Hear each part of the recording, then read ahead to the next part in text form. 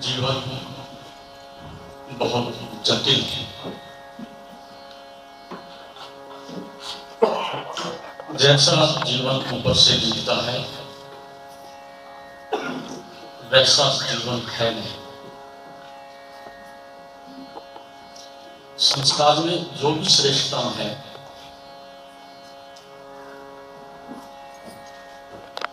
वह अपनी बहुत गहनतम और गहराई की अवस्था में जाकर के ही प्राप्त किया जा सकता है।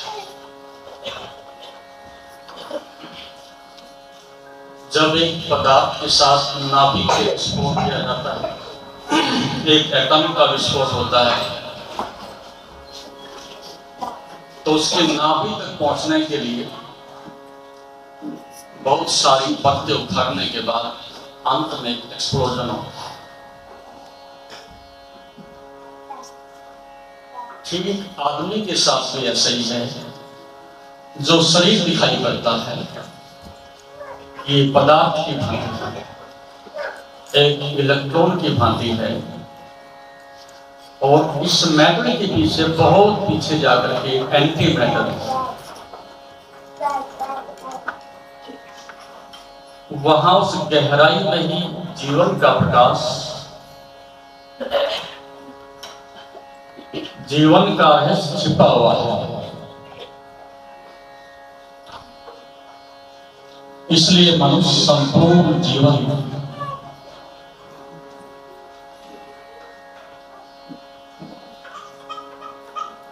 चारों ओर से इस बात की आशा तो करता है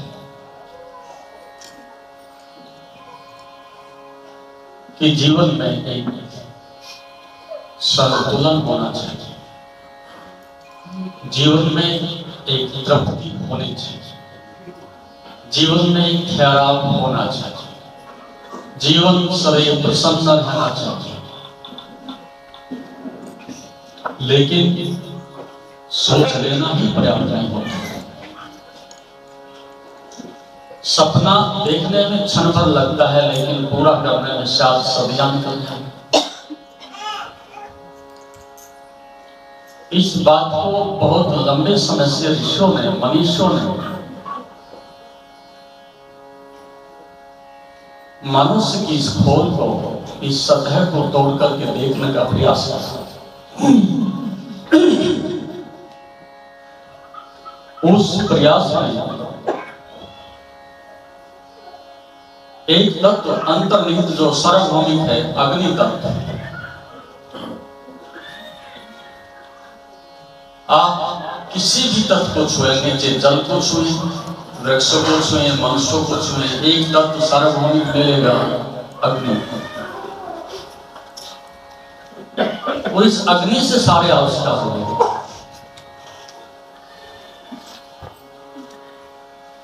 और इस अग्नि के संतुलन और असंतुलन से ही इस सृष्टि में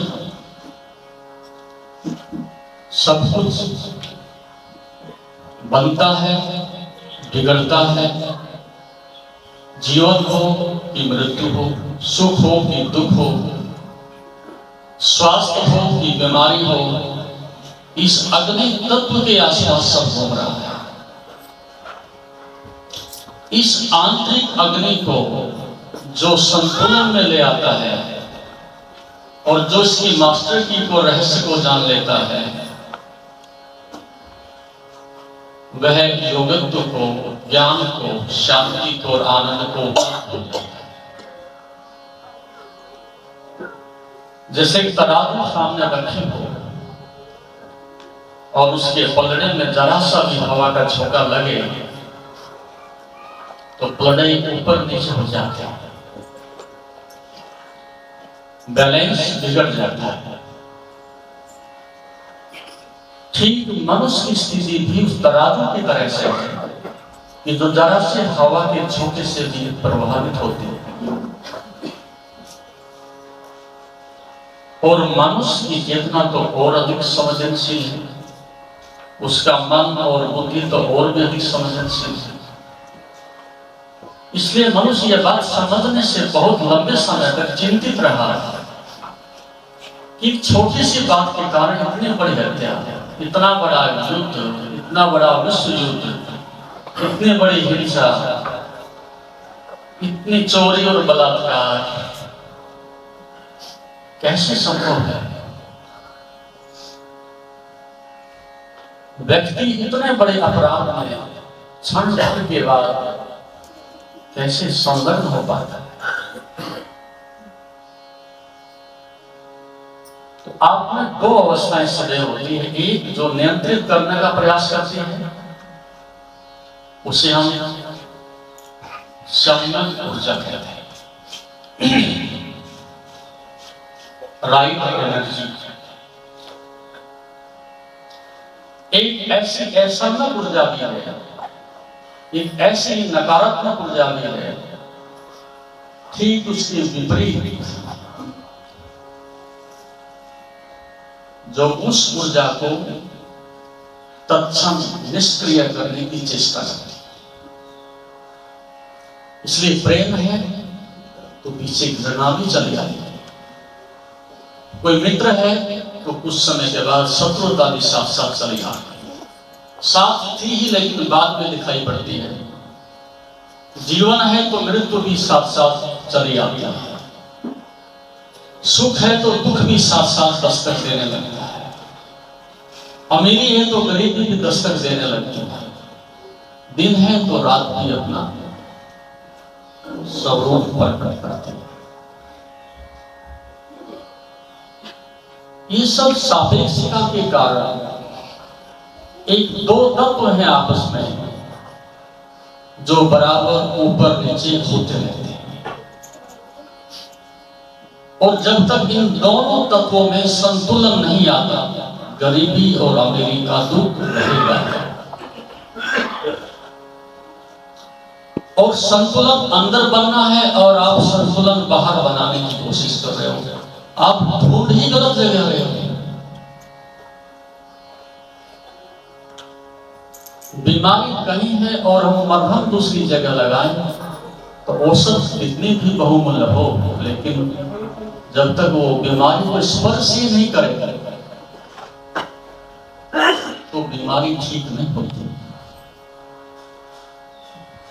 आपके अंदर दुख है, आपके अंदर अराजकता है, आपके अंदर द्वंद्व है, लेकिन जैसे हम संसार में बाहर चीजें ढूंढते हैं और सफल होते हैं,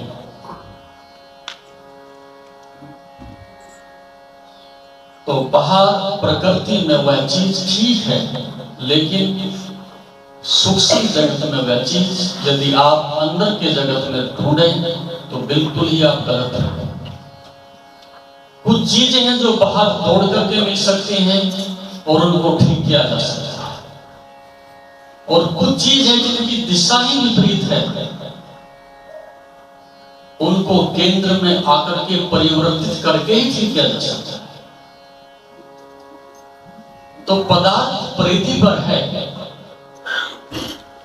तो पदार्थ के साथ परिवर्तन करने में मनुष्य के लिए कोई ज्यादा बड़ी झंझट नहीं है। विजयवत दृष्टिगोचर, उसकी भाषा समझ आती है। जहां एक पत्थर सुबह रख दिया था तो निश्चित है ये बात कि सायकाल को मिलेगा, लेकिन एक आदमी का मन जैसा सुबह था सायकाल तक वैसा ना हो। सायकाल तो बहुत दूर, इतनी वेरिएशन, इतने उसमें परिवर्तन है कि आप अनुभव करना कि एक क्षण भर के लिए भी आपका मन कभी स्थिर नहीं होता। इतनी रैपिडली मोमेंट में, इतनी तेज गति में होता है कि दुर्घटना घटने के बाद ही आपको पता चलता है कि ये क्या हो गया। हत्या होने के बाद, युद्ध होने के बाद ही पता चलता है कि ये कैसे हो गया। तो पदार्थ पर पकड़ बनाने में तो साइंटिस्ट सफल हुआ, इलेक्ट्रॉन को नचा सकता है, प्रोटॉन को नचा सकता है, पॉजिट्रॉन को नचा सकता है, विस्फोट कर सकता है और संसार में विध्वंस मचा सकता है। लेकिन कुछ चीज है जो एंटी मैटर है, पदार्थ की पकड़ से बाहर है, आदमी की बुद्धि और मन से बिल्कुल दूर है। साधारण मनुष्य की बात न समझ आएगी, ना साधारण आदमी समझने की कोशिश करता है। वो एक ट्यूब है, एक पैटर्न है, एक लाइन में खड़ा होकर के उसी प्रकार से इस जिंदगी को जानवर की तरह से जीने के लिए मजबूर हो जाता है।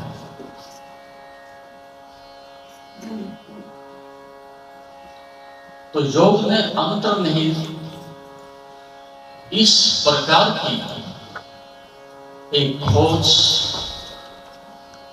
एक आध्यात्मिक अनुभूति, एक इस प्रकार के तत्व को जिसमें ईश्वर की मान्यता को उन्होंने नहीं माना है।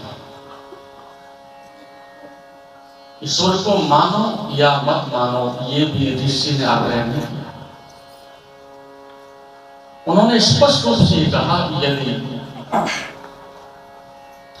इस ऊर्जा को, इस शक्ति को कुछ भी नाम दिया जाए, हम इसके स्वभाव से परिचित हो जाए, तो आप जैसे भौतिक जगत में पदार्थ के साथ नियंत्रित अवस्था में काम करने में सफल हो गए हो, वैसे ही अपने अंतर्निहित आंतरिक इस तत्व को भी जान लेने के बाद जब चाहो उसमें आप परिवर्तन कर सकते हो और पदार्थ से कहीं अधिक तेजी से कर सकते हो। क्योंकि जो चीज जितनी सूक्ष्म से सूक्ष्मतम होती है, उसकी गति और शक्ति और अधिक तीव्र हो जाती है। पृथ्वी की अपेक्षा जल अधिक गतिमान है, जल की अपेक्षा अग्नि अधिक गतिमान है, अग्नि की अपेक्षा वायु अधिक गतिमान है, और मन उससे भी 1000 गुना गतिमान है। जितने हम सूक्ष्म से सूक्ष्मतम तल पर जाते हैं, उतनी गति बढ़ती चली जाती है और शक्ति भी बढ़ती चली जाती है। और ये विज्ञान का, फिजिक्स का नियम है, जो चीज जितनी तेज स्पीड से दौड़ सकती है, वह उतने ही प्रकाश में परिवर्तित हो जाती है।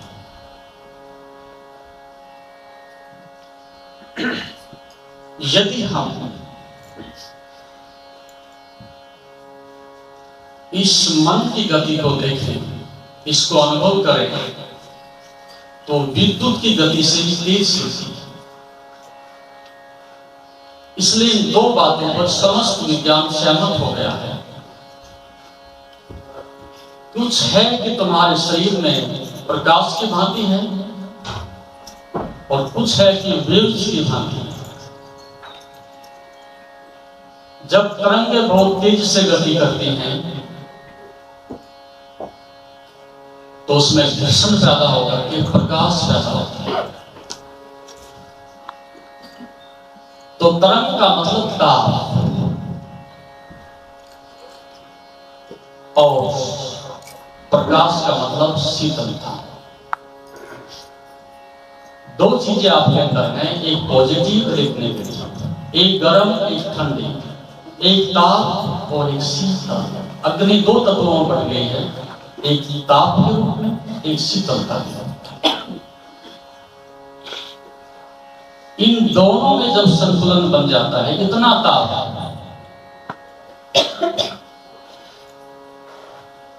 कि आपका शरीर और इंद्रियां संतुलन में रहें, इतनी शीतलता कि आपका मन और बुद्धि संतुलन में आ जाए। तो हमने ब्रह्मा, विष्णु और महेश इनकी संसार में व्यवस्था की। ये तीन तत्व सभी के अंदर है। एक तत्व इसको हम क्रोध, पक्षी हो, जानवर हो, मनुष्य हो, बूढ़ा हो, युवा हो, साधु हो, क्रोध की अग्नि सार्वभौमिक रूप से सभी के अंदर होती है। और दूसरा तत्व प्रेम के रूप में, पौधों में भी प्रेम होता है, पक्षियों में भी होता है और मनुष्यों में भी होता है।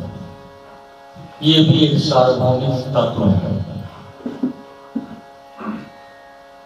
तीसरा एक तत्व है जिसको विवेक कहते हैं, डिस्क्रिमिनेशन।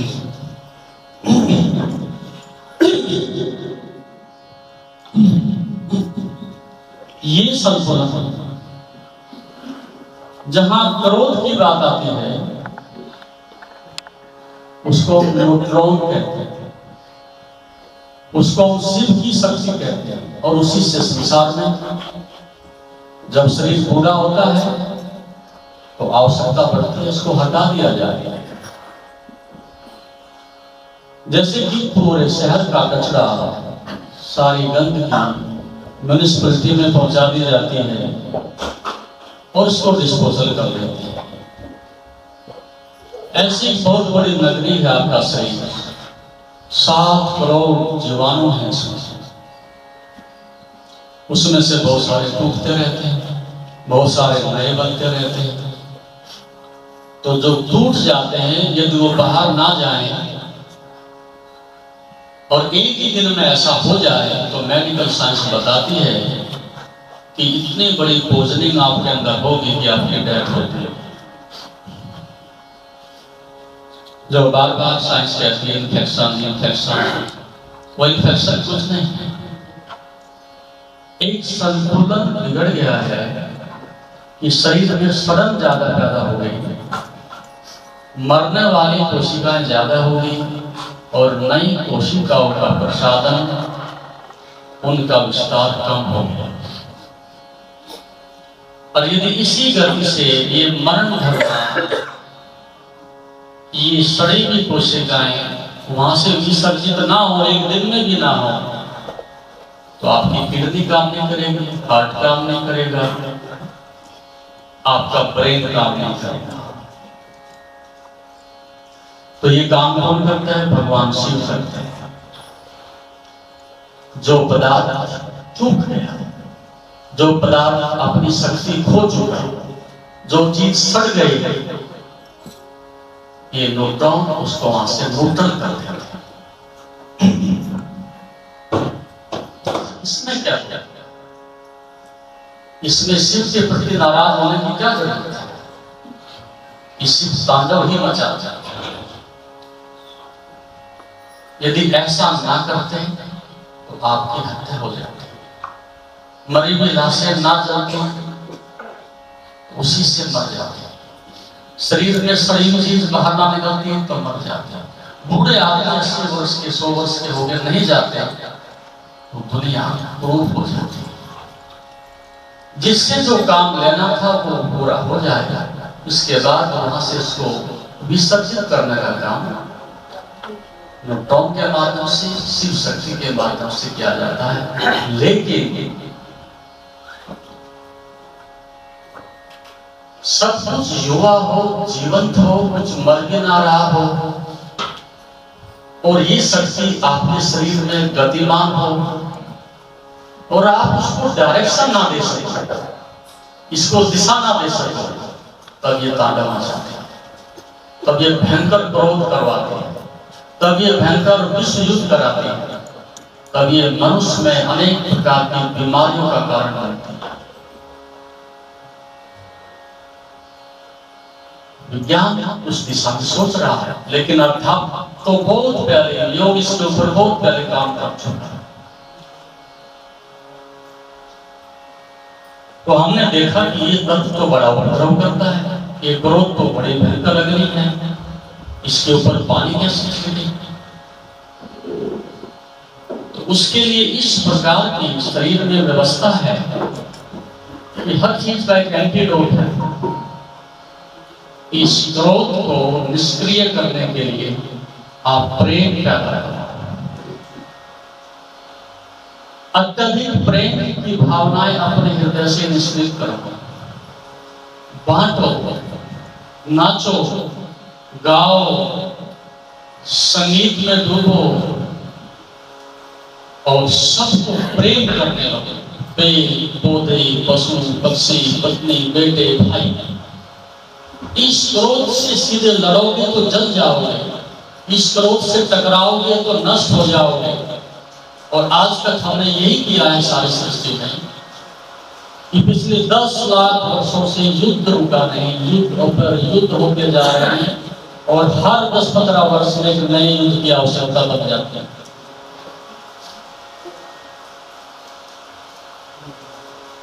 ये शिव का दोष नहीं, शिव ने तो शक्ति दी थी, दोष तुम्हारा है कि तुम उसको नियंत्रित करना नहीं जानते।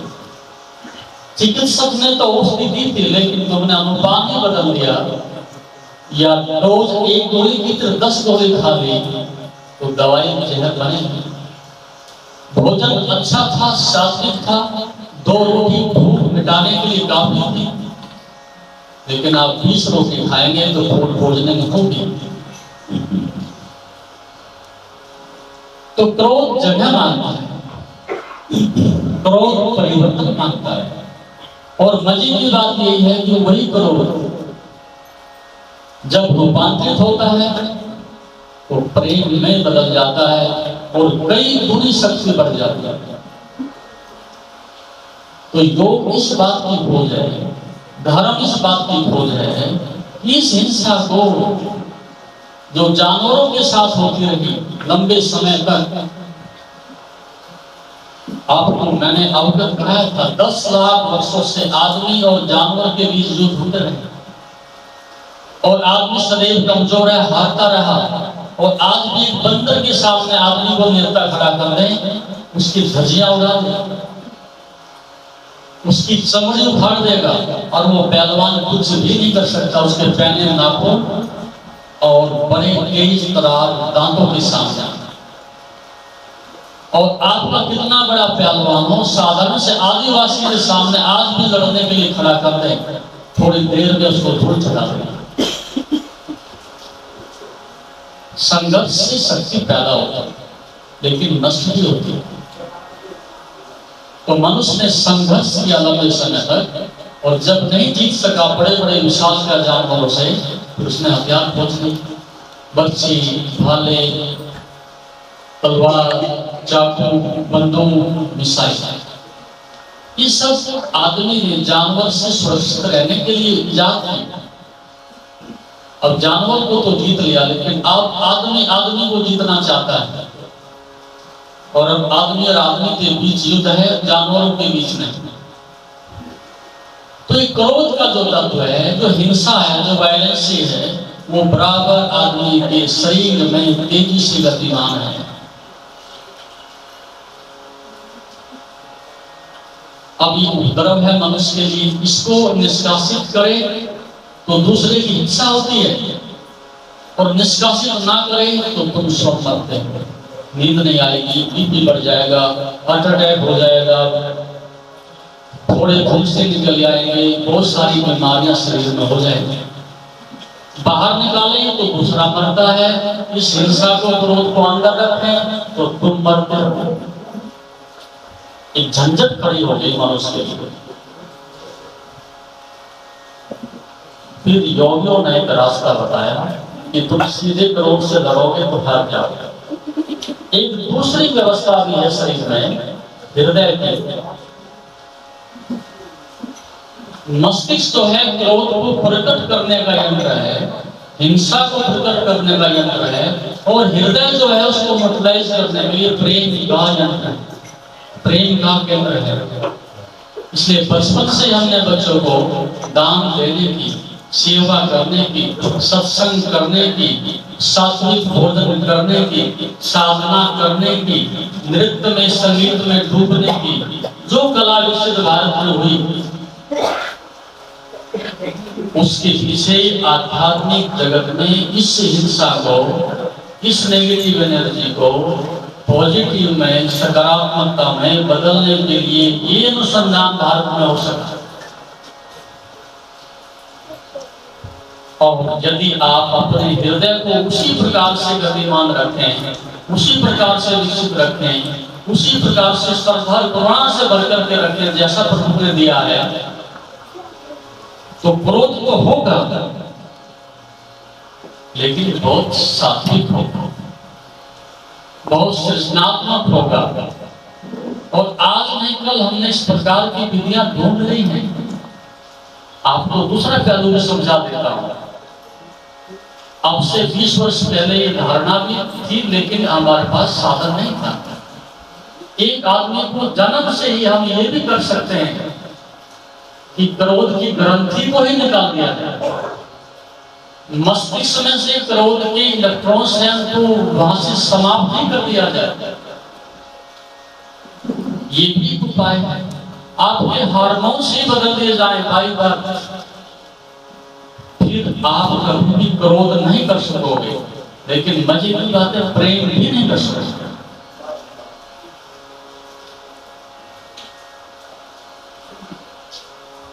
आपको बचपन से ही ब्रह्मचारी बनाया जा सकता है। ऐसी ग्रंथियां शरीर में हैं कि वो ग्रंथियां हम निकाल दें तो जिंदगी भर तुम्हें वासना ना पकड़ेगी, लेकिन तुम ब्रह्मचर्य के सौंदर्य को भी उपलब्ध ना हो।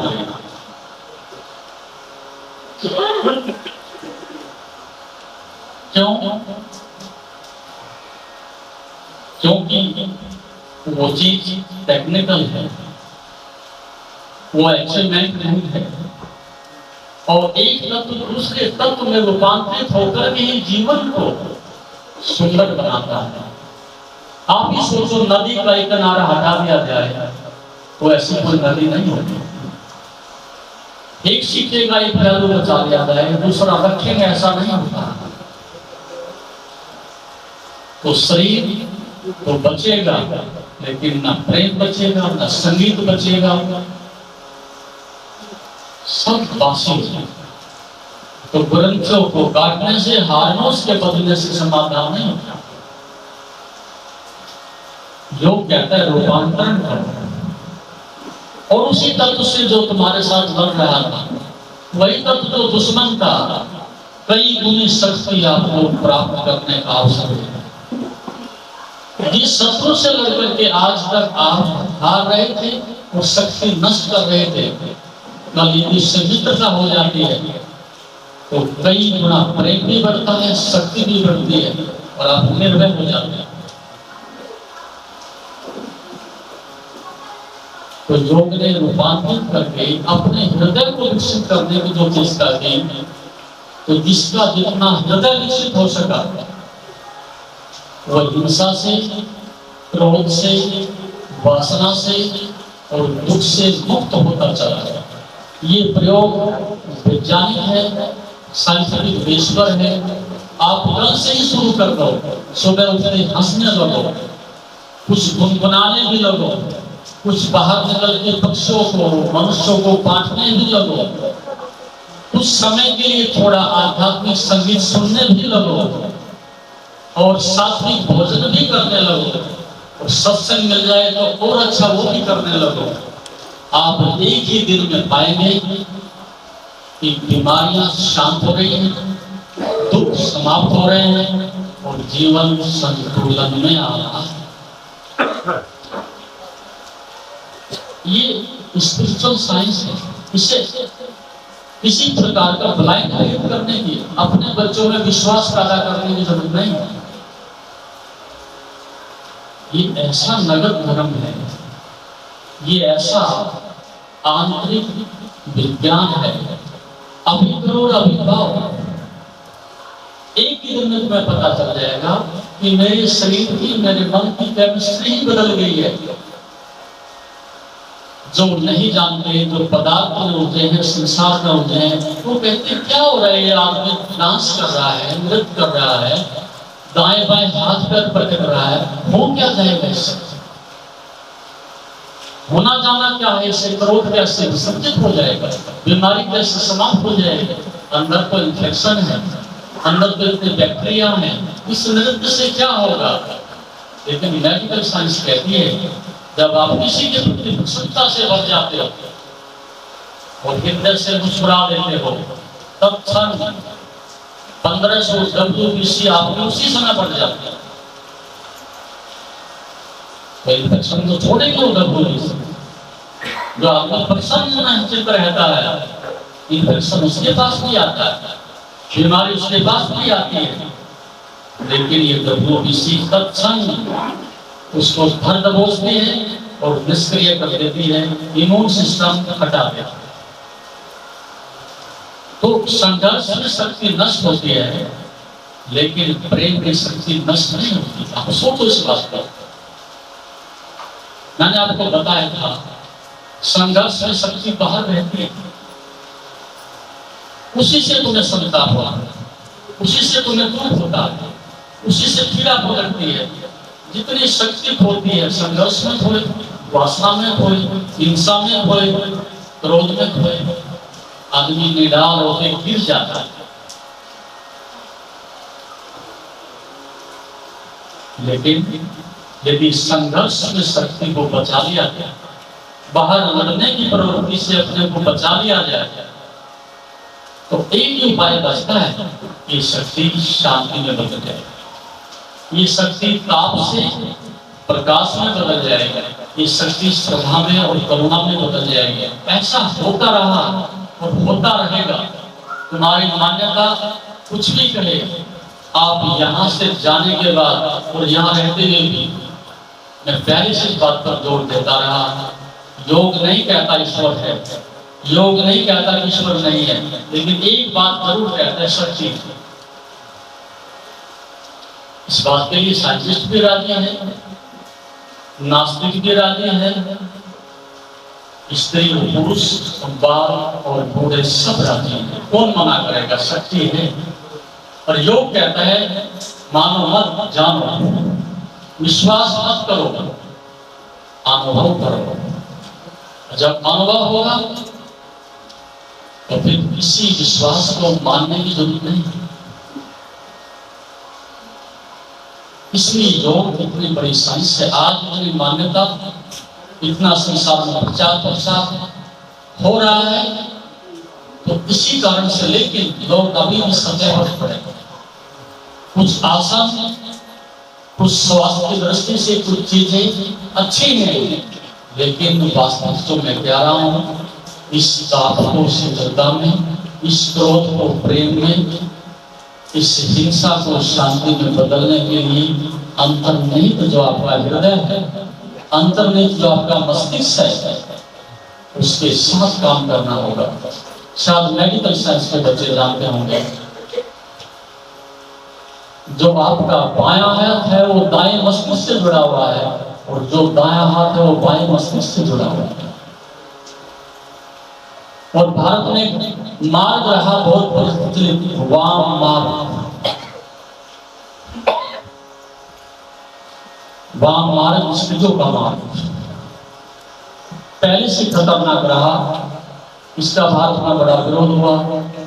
जब हमारा कोई बच्चा बाएं हाथ से लिखता है, तत्क्षण उसके हाथ को रोक लिया जाता है। बाएं हाथ से खेलता है, तत्क्षण रोक दिया जाता है। बाएं हाथ से कुछ फेंकता है, तत्क्षण रोक दिया जाता है। बाएं का निषेध किया जाता है। ये बात कभी सोची आपने? बाएं हाथ के साथ ऐसा पक्षपात क्यों है? बाएं हाथ का इतना निषेध क्यों है? क्योंकि बाएं हाथ दाएं मस्तिष्क से जुड़ा हुआ है, और दायां मस्तिष्क हृदय से जुड़ा हुआ है, और ये बिल्कुल बेबूझ है। इसमें कोई तर्क नहीं, काव्य है। दाएं मस्तिष्क में संगीत है, भक्ति है, योग है, शांति है। तो जिसका बायां हाथ सक्रिय होगा उसका दायां मस्तिष्क अधिक सक्रिय होकर के संसार में अधिक पैसा ना कमा सकेगा, अधिक बड़े पद ना कमा सकेगा, अधिक दौड़ भाग ना दौड़ सकेगा, लोगों पर विजय ना पा सकेगा, लेकिन वो जीवन में उत्सव जरूर मना सकेगा।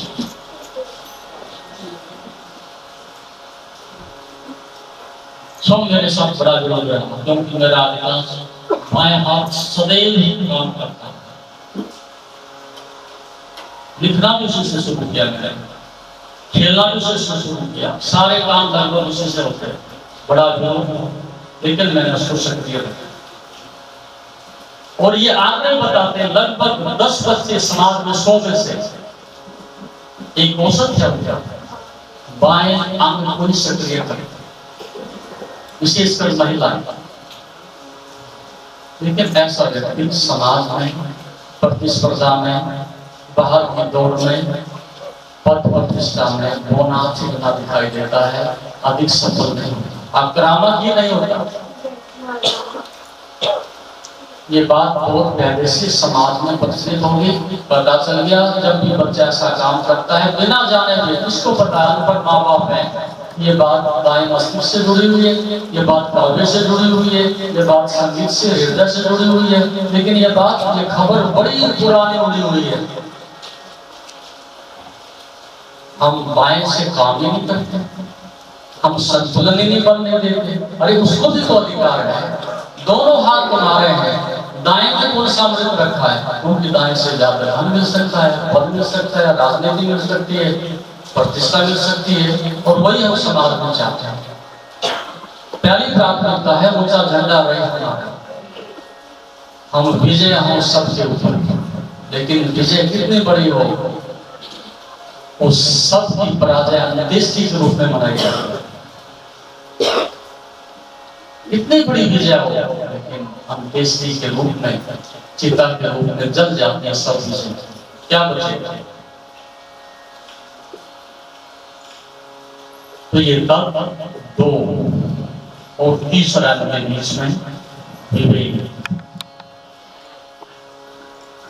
प्रेम अंधा ना हो जाए, प्रेम शोषण का विषय ना बन जाए, प्रेम पंगु ना बन जाए, प्रेम किसी का शिकार ना बन जाए। और ऐसा होता है प्रायश्चियों के साथ होता है, उनकी रास रचती रही, रास लीला चलती रही, और उस रास लीला के नाम पर उनका शोषण होता है। आज भी होता है, तन मन धन सब वारे, फिर कहते सभी दे दो। ईश्वर ने फिर कहा यह बुरी बात, इन दोनों के बीच में एक तत्व और दूसरे देता हूं, विवेक। तब संतुलन बन गया, तब बैलेंस बना, तब दोनों पंख आपके पास हैं। प्रेम भी होगा लेकिन विवेक के साथ शोषण नहीं होगा। ये समाज में सबसे बड़ी पीड़ा का, दुख का कारण रहा। हमने श्रद्धा पर तो बहुत ध्यान दिया, प्रेम पर बड़ा ध्यान दिया, लेकिन इस विवेक को पीछे रखने के कारण समाज में बहुत दुराचार, भ्रष्टाचार, शोषण फैलता चला गया, और धर्म इस कारण से लोगों के हृदय से एक घृणा का कारण बनता चला गया। धर्म का दोष नहीं था, हमने बात ही अधूरी रखी, जिसके कारण से संतुलन बिगड़ा। तो न्यूट्रॉन क्रोध अच्छा है, एक सीमित मात्रा में, अधिक मात्रा में अच्छा है। अति सर्वत्र वर्जित, मध्य में हर चीज लाने को योग कहते हैं। क्रोध बिल्कुल ना हो आप मर जाओगे, और क्रोध अधिक हो तो नष्ट हो जाओगे। इतना क्रोध कि आप साहस पैदा कर सके, इतना क्रोध कि आप दौड़ सके, इतना क्रोध कि आप ठीक दिशा में गति कर सके। लेकिन आप दौड़ते रहे, दौड़ते रहे, दौड़ते रहे, तो फिर ये क्रोध तुम्हारे प्राण लेगा। एक समय ब्रेक लगाना पड़ता है, इस ब्रेक लगाने को ही हम विवेक कहते हैं, कंट्रोलिंग पावर। वो तीन तत्व है, समझा देता हूं। इलेक्ट्रॉन, प्रोटॉन, न्यूट्रॉन के माध्यम से। न्यूट्रॉन हुआ शिव और पॉजिट्रॉन हुआ ब्रह्मा। प्रेम, प्रेम था तो सृष्टि बन गई। यदि क्रोध ही होता तो सृष्टि ना बनता। पहले कदम पर ही हिंसा होती तो सृष्टि बन कैसे सकती थी? ब्रह्मा के प्रेम के कारण सृष्टि अवतरित हुई, उनकी करुणा के कारण सृष्टि अवतरित हुई, उसके कारण से सृजन हुआ। तो प्रेम सदैव सृजन करता है और क्रोध अति विनाश करता है, संहार करता है। और प्रेम में इतना सृजन है कि 24 घंटे आप सृजनशील होंगे, सकारात्मक होंगे, सदैव करुणा से भरे हुए होंगे। और इस प्रेम से भरा हुआ आदमी जिधर को भी निकलेगा एक सुगंध है उसके साथ, एक चुंबकीय आकर्षण है उसके पास, एक धीमी धीमी मुस्कान है उसके पास। इसलिए साधनों में, विशेषकर साधनों में जो साधना करते हैं, एक चुंबकीय आकर्षण पैदा हो जाता है। वो उनके लिए खतरनाक भी हुआ और उनके लिए बहुत बड़ा संदेश का, समाज के लिए कारण भी बना। उस चुंबकीय आकर्षण से आप नहीं बच सकते। जैसे फूल खिलता है, उसमें स्वाभाविक रूप से चुंबकीय आकर्षण होता है। 7 किलोमीटर दूर से भी तितलियां और भौरे उसके पास पहुंच जाते हैं।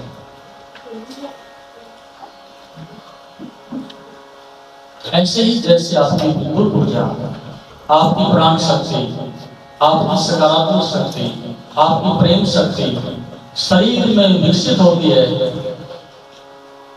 तो जैसे प्रकाश कहीं भी रखो वो दीवारों से जाकर के टकराने लगता है। यह आंतरिक प्रकाश शरीर पर भी आभा के रूप में, लावण्य के रूप में, तेज के रूप में बराबर चलता है। ये प्रकाश सदैव चलता है और धीरे धीरे उसके पास एक आभा मंडल होता है, एक सुगंध, एक चुंबकीय आकर्षण। इसी को गुरु का सत्संग करता है। इसमें से जो झरता है वो अमृत है, इसमें से जो निकलता है वो मौन और शांत है। और जो साथ में शिष्य बैठने की कला सीखता है वो इस अमृत से भर जाता है। ये जो मैं कह रहा हूँ ज्ञान नहीं, ये जो मैं कह रहा हूँ सत्संग है, ये केवल विचार है, थॉट्स, आइडियोलॉजी। वास्तविक सत्संग तब होता है जब वाणी मौन में चली जाती है और मौन एकांत में चला जाता है और एकांत सुनने में चला जाता है और सुन चारों ओर से घेर लेता है। तब ये अमृत बरसे, गगन गरजे बरसे बादल गहरे गंभीर, चारों दिशा दम के दावनी भीगे दास कभी। फिर ये प्रकाश बरसता है, ये ऊर्जा बरसती है, ये शक्ति बरसती है, यही शांति है, यही आनंद है और ये समाधि है। तो ब्रह्मा प्रेम है, उसको हमने पॉजिट्रॉन के रूप में विज्ञान की भाषा से, और इलेक्ट्रॉन भगवान विष्णु जो सृष्टि को चलाते हैं। और किसी सृष्टि को चलाने के लिए एक समझदार आदमी की जरूरत पड़ती है, एक विवेक की जरूरत पड़ती है। किसको क्या चाहिए, कितना चाहिए, वो सब देने की जरूरत पड़ती है। तो विवेक के लिए विष्णु सदैव संतुलन बनाकर के रखते हैं। प्रकृति के बीच, पौधों के बीच, मनुष्यों के बीच, जानवरों के बीच। और ये दुर्भाग्य है कि मनुष्य ने अब वो सब बिगाड़ दिया है। प्रकृति रो रही है, पौधे चीख रहे हैं, पृथ्वी उदास है, सब शोषित हो चुका है, जानवर अपने प्राण खो चुके हैं और मनुष्य जैसे तालाब से मछली बाहर निकाल करके फेंक दे उस प्रकार से तड़प रहा है। तो जीवन है तो तुम जीते हो। ऐसा कोई अंग नहीं जिसमें बीमारी नहीं, और ऐसा कोई कर्म नहीं जिसमें दुख नहीं। क्या कहोगे इसको? ऐसा अंग नहीं बचा जिसमें रोग नहीं, और ऐसा तुम्हारा कर्म नहीं जिसमें दुख नहीं। इनको जीने का ढंग हुआ, सजा है, फिर भी तुम जीना चाहते हो 100 वर्ष, उस जीने में सजा बढ़ेगी, बीमारी बढ़ेगी, दुख बढ़ेंगे, और आनंद को नहीं बढ़ सकता। एक छोटी सी कहानी कहूँ मैं फिर समाप्त करूँ आज की बात। एक शांत समारोह था प्राचीन काल में, जहाँ सभी राजपुत्र भी, झुग्गी झोपड़े वाले भी, आदिवासी भी, सब बैठ कर एक जगह आचार्य के पास, गुरु के पास शिक्षा ग्रहण करते। कोई भेदभाव नहीं था। जैसे वर्षा सभी के ऊपर एक रस बरसती है, समान बरसती है, छोटे पौधे हों कि बड़े हों, सूखे वृक्ष हों कि हरी घास हो, वर्षा का स्वभाव है समान रूप से बरसती है। आचार्य का ज्ञान, गुरु का ज्ञान भी उस वर्षावत होता है सबके ऊपर, अमीर हो, गरीब हो, छोटा हो, बड़ा हो, कोई दे ना दे, कोई सेवा करे ना करे, कोई गाली दे पुरस्कार करे, उससे कोई उनका सरोकार नहीं। मातृवत वो सब उसको अपने प्रेम से वैसे ही देते हैं। तो सभी शिष्य बड़े आनंद से रहते थे। फिर वर्ष बीता और वर्ष बीते, दीक्षांत समारोह आ गया। ये भी दीक्षांत समारोह है। उस शिष्य तैयार होते थे, उस फूल खिलते थे, और वो सुगंध को फैलाने के लिए दूर दूर तक चले जाते थे। ये गुरु पूर्णिमा दीक्षांत समारोह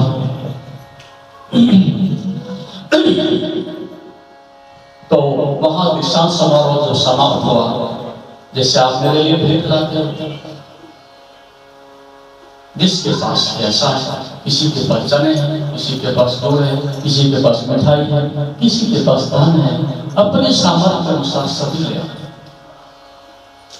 इसमें कुछ भी बुरा नहीं, अच्छा। उसमें से शिष्य ऐसा भी था, जहां से वो आया न तो उसकी माता बची थी, न पिता बचा था, न परिवार का कोई सदस्य था, और अत्यंत दरिद्रता थी, बड़ी गरीबी थी।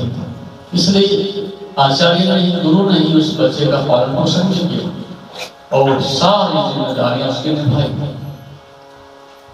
लेकिन आज एक वक्त आता ही है, एक समय तक माँ बेटे को गोद में रख सकती है, अच्छी बात है, लेकिन वो सदैव रखना चाहे तो पूछता हूं मैं माता से, तुम्हारी करुणा है अपने बेटे के प्रति, प्रेम है अपने बेटे के प्रति, तुम सदैव कहो कि बेटे मेरी गोद में बैठा रहे, क्या होगा? बोलो, बताओ क्या होगा? अरे माता हो, बच्चे पाल हैं, बताओ तो सही, बताओ क्या नहीं? क्यों नहीं बैठता? तुम्हारा बेटा है,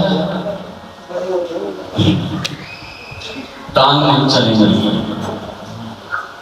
चलना नहीं सीखेगा, हड्डियां मजबूत नहीं होंगी, बैसाखी पड़ी रहेगा, 1 महीना टांग रेस्ट दे दे, फ्रैक्चर होने के बाद उठती नहीं, तो माँ को पता है घास बनेगी, मेरी गोद में सड़ेगा, धक्का देके बाहर फेंक के भागो यहाँ से, चल जाए।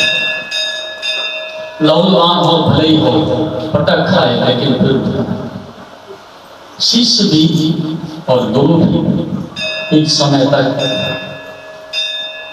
एक दूसरे के साथ रहते, लेकिन एक समय आता है कि आप इसको धक्का देना भी करेंगे। ऐसा बहुत बार है, ऐसा बहुत बार कि शिष्य गुरु साथ साथ कितने समय तक रहे हैं, एक समय के बाद आवश्यकता पड़ती है, अब इनको दूर थोड़ा भेज दिया जाए। तो दीक्षांत समारोह के अंतर्गत होता था, और शिष्य के साथ और सभी शिष्यों के साथ ऐसा हो रहा है, तो सब कुछ ना कुछ लेकर के आए, लेकिन उसके पास वो साधन नहीं था। खाली हाथ ही जाता था। अब उसमें राजपुत्र भी थे, मध्यम वर्ग के बच्चे भी थे, व्यापारियों के बच्चे भी थे। कोई असफिया लेकर के जा रहा है, कोई हीरे जवाहर लेकर जा रहा है, कोई फल लेकर के जा रहा है, उसके पास कुछ नहीं था। उस अवस्था में उसके हृदय में बड़ी इतना कबूल अभाव में भले ही रहा हो, लेकिन एक आचार्य का प्रेम भी था, निकटता भी थी। लेकिन जब जाते समय उसके मन में एक ही भाव था कि कम से कम 5-7 असफियां तो मैं गुरु के चरणों में रख सकता। इतना भी मैं नहीं कर सका, बाकी ने तो बहुत कुछ किया, वर्षों से साथ में रहे, और मैं दुर्भाग्यशाली हूँ, कुछ भी नहीं दे सका।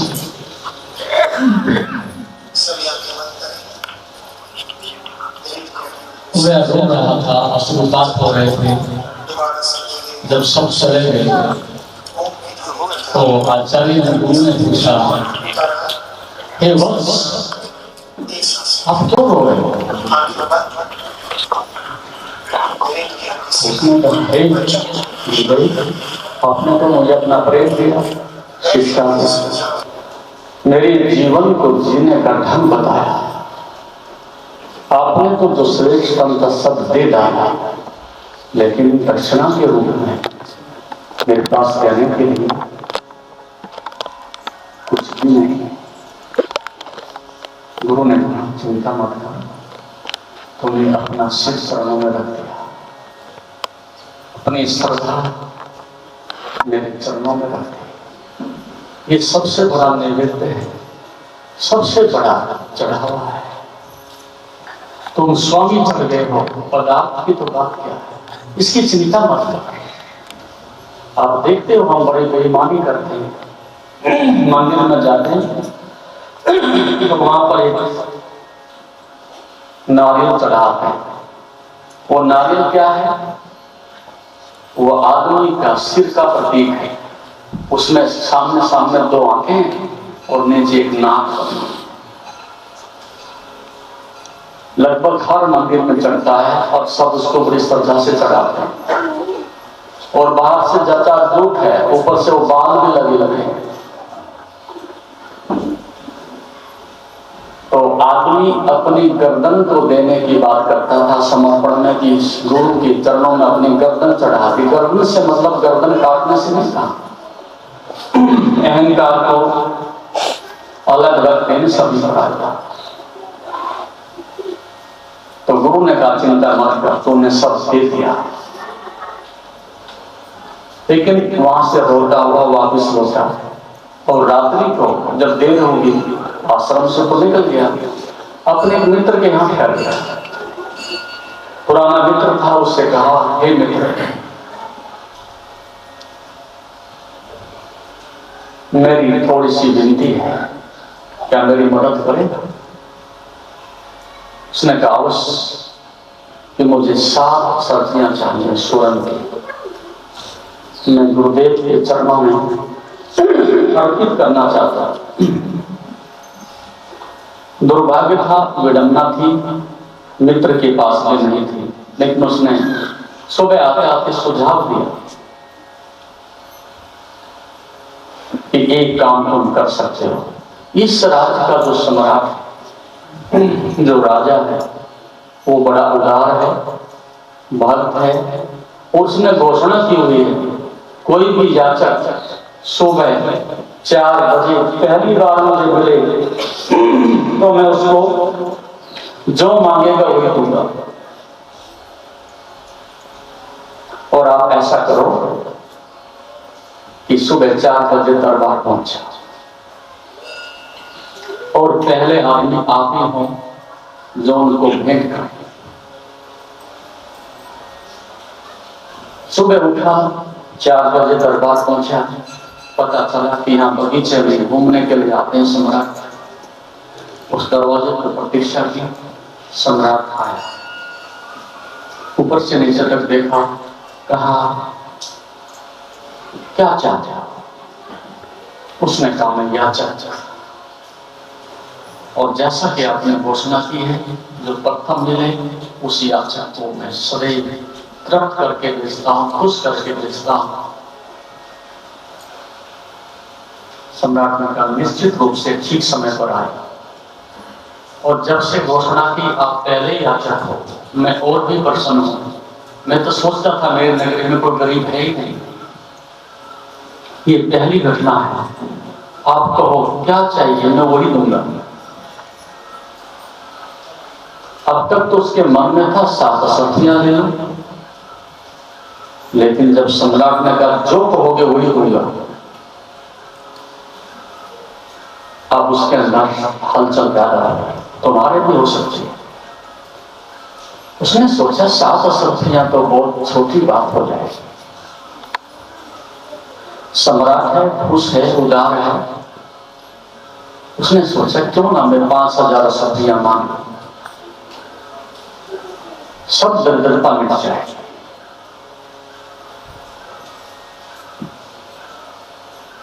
अब उसने कहा हे राजन, आप इस बगीचे का चक्कर काट के आओ, अब तो मुझे सोचना पड़ेगा कि मुझे कितना मांगना है। याचक तो हूं, मांगूंगा। सम्राट मुस्कुराता हुआ टहलता हुआ आगे बढ़ गया। अब वो अपने मन में सोचता है कि क्यों ना 10 लाख मांगूंगा, सम्राट को दे रहा है, और 10 लाख में तो जीवन भर कहीं भीख मांगने की आवश्यकता नहीं। और सम्राट नजदीक पहुंच गया, धड़कन बढ़ती चली गई। अब कहता है आचार्य ने मुझे गणित तो सिखाया है, लेकिन मेरा गणित बड़ा कमजोर है। इस 10 लाख से आगे मैं जा भी नहीं पा रहा हूं, इसके आगे भी तो कुछ होता होगा। सम्राट नजदीक आया, निर्णय हो नहीं पाया।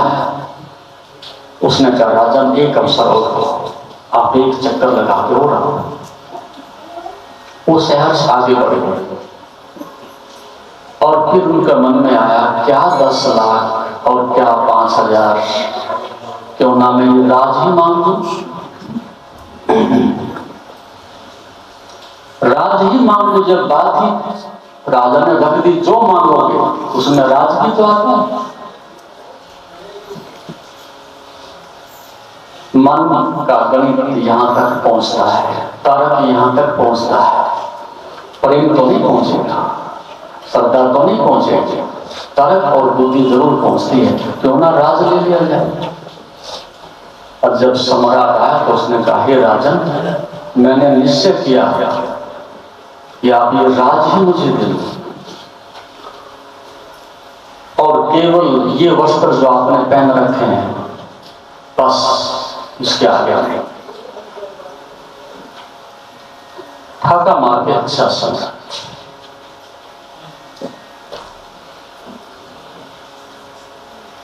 उसने सोचा भी नहीं था।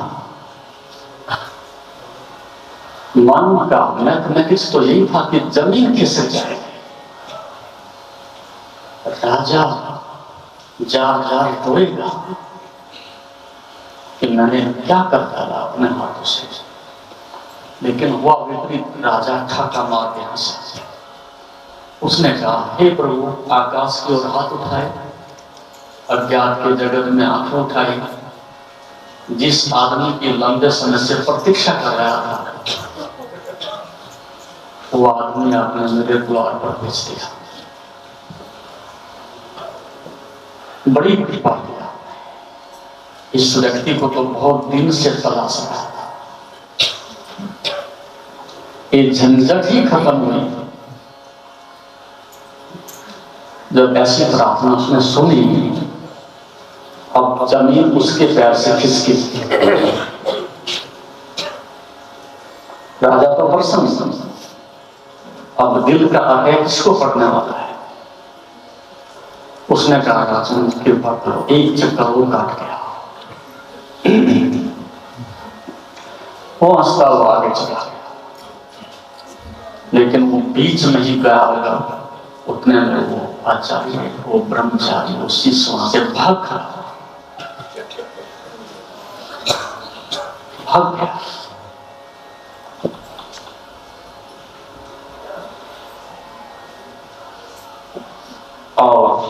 जाकर के किसी एकांत में जंगल में बैठ गया। गुरु भाइयों ने पूछा, गुरु ने पूछा, शिष्यों ने पूछा, क्या हुआ? बोले वो हुआ जिसकी मैं कल्पना भी नहीं कर सकता था। मैंने अंतिम को छू लिया, इस जगत के अंतिम शिखर को छू लिया, सबसे बड़े पद को मैंने छू लिया, इस सबसे बड़े ताज को मैंने छू लिया, इस सबसे बड़े सिंहासन पर मैं बैठ लिया। बैठ ही गया, जिसने दे दिया तो मैं बैठ ही गया। लेकिन मेरे से पहले जो बैठा था उसकी दुर्दशा देख करके, उसके कांटे देख करके, उसकी पीड़ा देख करके कि सम्राट को कुछ नहीं मिला, ताज में कांटे और दुख मिला, तो मुझे भी क्या मिल जाएगा? ये साथ मेरे हाथ आ गया। अब मैं अपनी अंदर की संपदा को ढूंढूंगा, तो मिल गई तो तृप्त हो जाऊंगा, नहीं मिली तो मर जाने में कोई अब घाटा भी नहीं। जैसे दुनिया बढ़ती है, अब मैं वैसे ना मर सकूंगा, क्योंकि बाहर कुछ पाने को नहीं तो कुछ खोने को भी नहीं। बाहर की जगत में कोई आशा भी नहीं, अंदर कुछ होगा तो पालूंगा और नहीं तो चुपचाप खिसक जाऊंगा। जैसे सम्राट के द्वार से खिसक गया, ऐसे जिंदगी से भी चुपचाप खिसक जाऊंगा।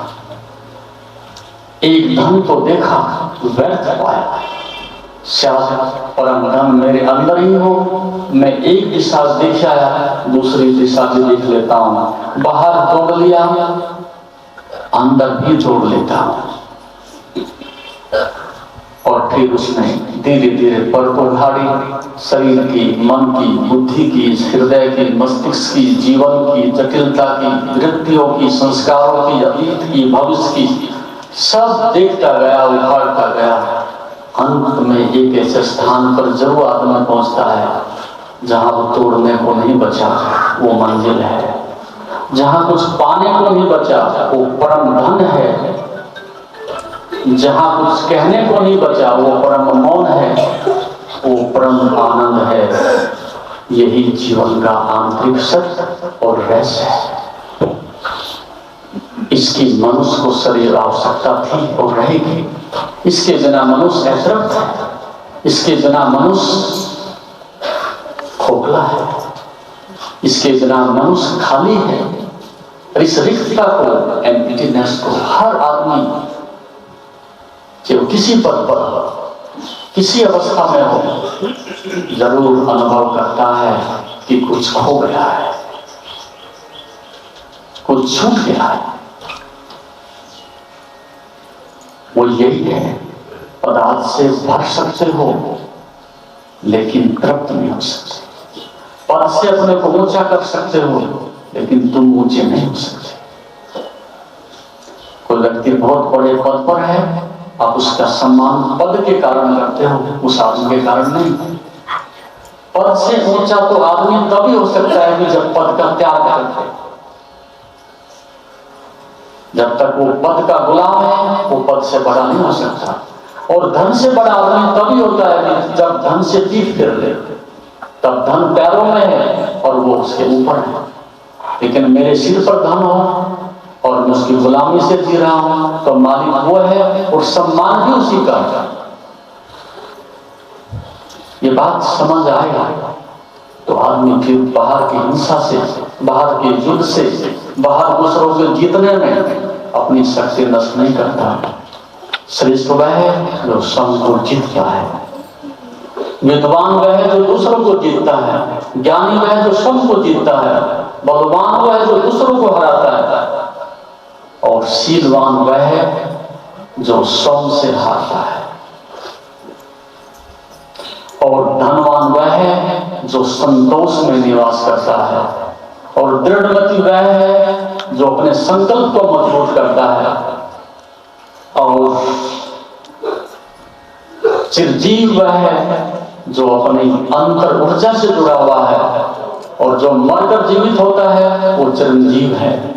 ये जीवन का रहस्य है, इसे जानो और मुक्त हो जाओ। यही आज का संदेश है। ओम स्वस्ति स्वस्ति। जैसा कि आप जानते हैं, शरीर को स्वस्थ और मन को शांत बनाने के लिए योग ही एकमात्र साधन है।